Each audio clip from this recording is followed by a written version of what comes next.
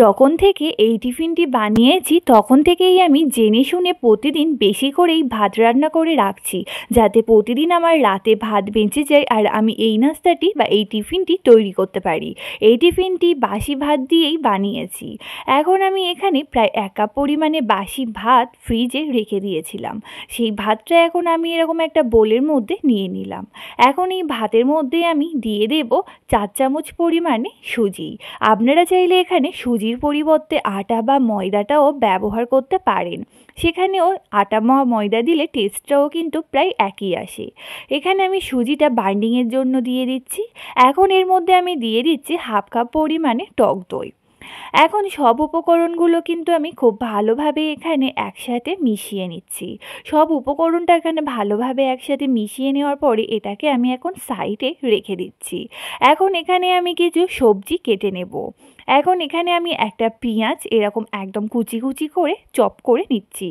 পেঁয়াজটা কাটা হয়ে গেলে এখানে আমি 2টো কাঁচা লঙ্কা কেটে নিচ্ছি। আপনারা যদি এটা বাচ্চাদের খাওয়ান তো কাঁচা লঙ্কাটা কিন্তু এখানে নাই দিতে পারেন, তবে কাঁচা লঙ্কা দিলে কিন্তু একটা সুন্দর ফ্লেভার আসে। এখন এখানে আমি অল্প একটু ধনেপাতা এরকম কুচিয়ে নিলাম। আর এখানে এটা আরও হেলদি করার জন্য একটা গাজর, এখানে গাজরের অর্ধেকটা এখানে এরকম গ্রেট করে নিলাম। অন্যদিকে একটা কড়াইতে আমি বেশ কিছুটা পরিমাণে পানি দিয়ে নিয়েছি, দিয়ে পানিটাকে ফোটার জন্য রেখে দিয়েছি। এদিকে একটা এরকম প্লেটে আমি অল্প একটু তেল এখানে ঘষে রেখে দিয়েছি।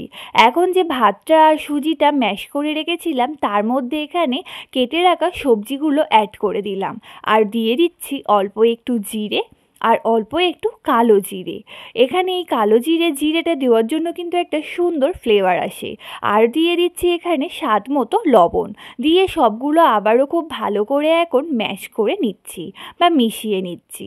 এখন সবগুলো ভালো করে মিশিয়ে নেওয়া হয়ে গেছে। এখন এরকম হাতের সাহায্যে এরকম গোল গোল করে টিকিয়ার শেপ দিয়ে নিচ্ছি।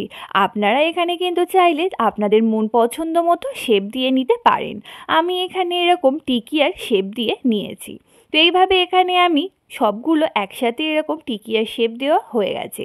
অন্যদিকে গ্যাসের উপরে কিন্তু আমার কড়াইয়ের পানিটা কিন্তু ফুটতে আরম্ভ হয়ে গেছে।